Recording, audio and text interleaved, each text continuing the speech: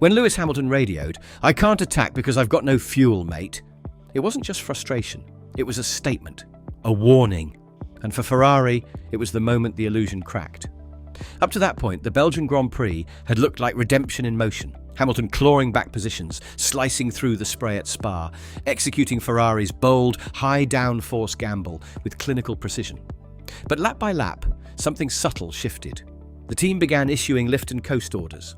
Hamilton, chasing Albon, couldn't engage. His response, clipped, controlled, pointed, "Can I keep pushing or not?" And when Riccardo Adami answered, "Let's stay where we are," the message was clear. This wasn't about pace, this was about range. Behind the calm radio tone was a storm of questions. Why would Ferrari underfuel a car designed for drag? Why gamble on a strategy that depended on overtakes and then chain the driver to conservation mode mid-race? The public heard frustration, but insiders heard something else, a subtle betrayal of trust. The setup was bold, the tyre choice made sense. But without the fuel to fight, it was a strategy built on faith and silence. And when Hamilton broke that silence after the race, admitting they underfueled for the wing we had, it didn't just raise eyebrows, it triggered alarms. Because in Ferrari's world, protecting the team image is gospel. And in that one moment, Hamilton didn't just question the strategy, he publicly exposed the fracture underneath. Ferrari's decision to underfuel Hamilton's SF25 wasn't a mistake, it was a calculated risk that split the garage. After qualifying chaos left him starting 16th, the team tore up Parc Fermé and gambled on a high downforce configuration coupled with a fresh hybrid unit. That setup demanded more fuel. More drag meant more throttle, especially through Spa's sweeping middle sector. Yet Ferrari trimmed Hamilton's load. Why? Because a small faction within the technical team, including one ex-Mercedes strategist familiar with Hamilton's style, argued that the only way to unlock Lewis's potential was to prioritise front-end grip and tyre warm-up over long-run margin. Their logic was simple but dangerous. Give Lewis the tools to carve through the field early, then trust his racecraft, and maybe a safety car, to neutralise the fuel deficit later. But that logic came with invisible strings. According to a source inside the garage, several engineers pushed back, warning that the long straights at Spa would punish drag, and without full fuel, the lift and coast window would open far too early. Those warnings were reportedly overruled just hours before lights out. And initially, the gamble worked. Hamilton surged from P17 to P12 within 5 laps. But by lap 12, telemetry confirmed fuel conservation protocols were already active. The delta began to widen, tyre wear was manageable, but the performance ceiling had been locked. Hamilton's race engineer, Riccardo Adami, began issuing lift calls with cautious phrasing, never naming fuel outright. "Let's stay where we are" wasn't tactical positioning, it was damage control. Ferrari had effectively front-loaded Hamilton's race with risk, and then muted his ability to finish it. And when Lewis asked if he could keep pushing, what he was really asking was whether Ferrari ever expected him to finish this fight on equal terms. The silence that followed said everything. Ferrari is a team built on reverence, for tradition, for image, for hierarchy. Drivers may be legends, but they're expected to operate within the system. Public dissent is rare, and when it happens, it's usually met with quiet consequences. That's why Hamilton's post-race comment, "We underfueled for the wing we had," landed like a stone in still water.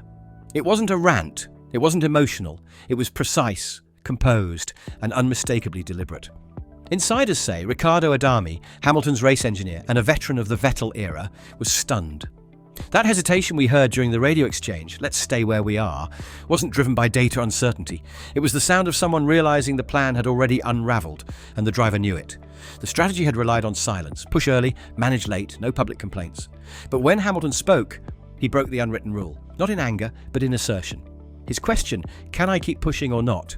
wasn't just about Albon, it was a challenge to the system.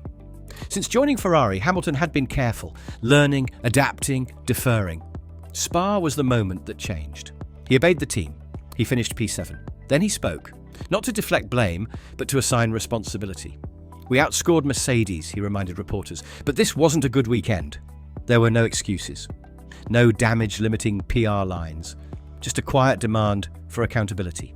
It shook the paddock, not because of what was said, but because of who said it, and how.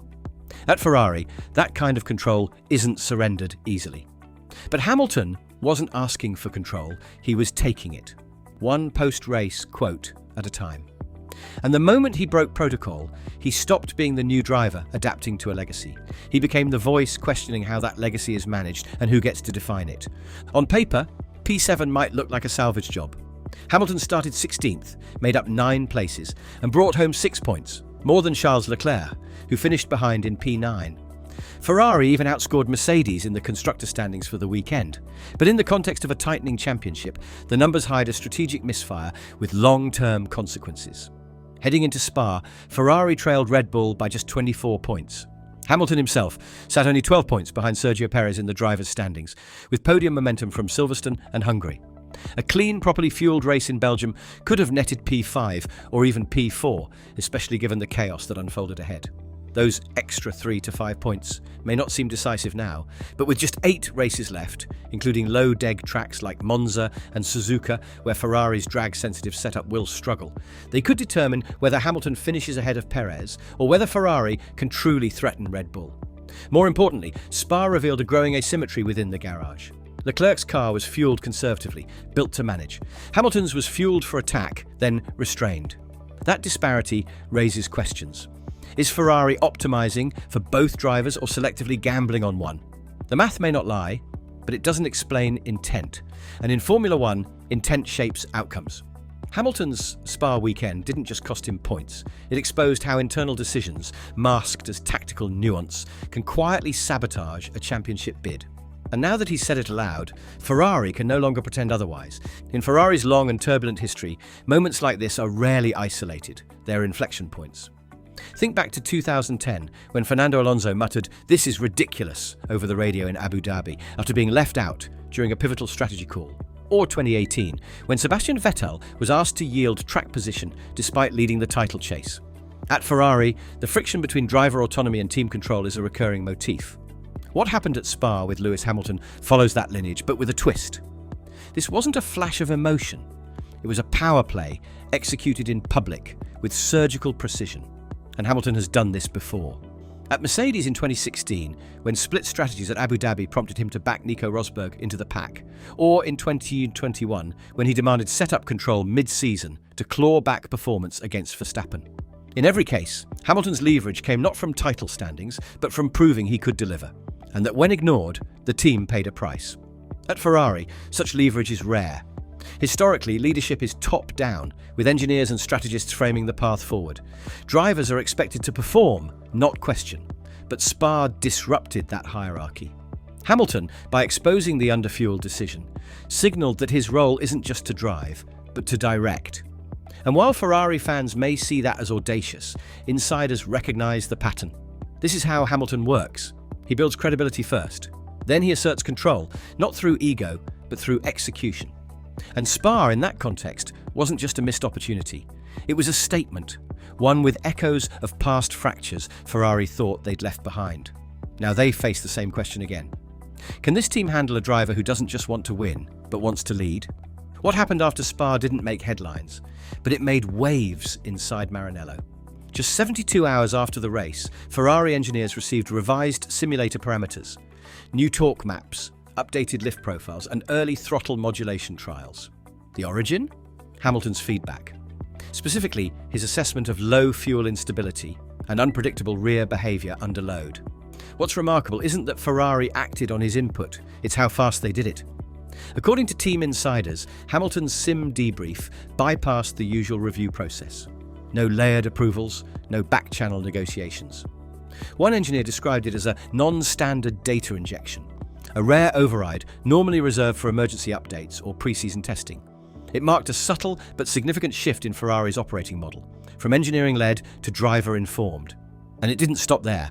Hamilton reportedly requested a reintroduction of telemetry structures he used at Mercedes, data profiles that emphasize micro-corrections in traction zones, favouring precision over aggression. The request was granted, quietly. Meanwhile, Leclerc's camp grew uneasy. Sources say his feedback on recent sim runs received less traction. Not ignored, but deprioritised.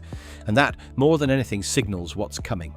Ferrari's internal compass is tilting toward Hamilton's methodology, toward his setup preferences, toward a car built for control, not flair. It's not a coup, not yet. But the foundations are shifting.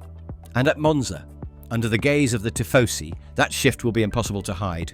Every setup choice, every strategy call, every engine mode switch will reveal who the team is really listening to and who they expect to deliver. Monza won't just be a homecoming, it will be a referendum on Ferrari's philosophy, on its leadership model, and on which driver now defines its future. For years, Charles Leclerc has been the team's emotional anchor, passionate, explosive, a driver built in the mould of Gilles Villeneuve.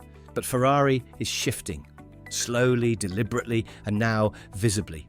The post-Spa simulator adjustments, the debrief structure, even the language used in engineering meetings, they all reflect a team recalibrating itself around Hamilton's standards. Precision, predictability, accountability. Leclerc hasn't pushed back publicly, but his silence is growing louder. Inside Maranello, the mood is described as tense but professional. 2 drivers, 2 philosophies, 1 car. And every decision from here, ride height, engine mapping, pit call timing, becomes more than a setup tweak. It becomes a vote. Spa was a crack. Monza could be the fracture. Because when the red car rolls out onto the Temple of Speed, it won't just be battling Red Bull and Mercedes. It'll be carrying the weight of Ferrari's identity crisis. Does it remain loyal to its past, heroic, chaotic, emotionally driven? Or does it pivot to something colder, more clinical, more Hamilton? The points still matter. The championship is still in reach. But the bigger story is internal. Ferrari is becoming 2 teams under one name. And as Hamilton quietly takes the reins, not with declarations, but with data, consistency and strategic defiance, the Scuderia must choose, not just a number 1 driver, but a direction. Because at Monza, the grandstands won't be the only thing roaring.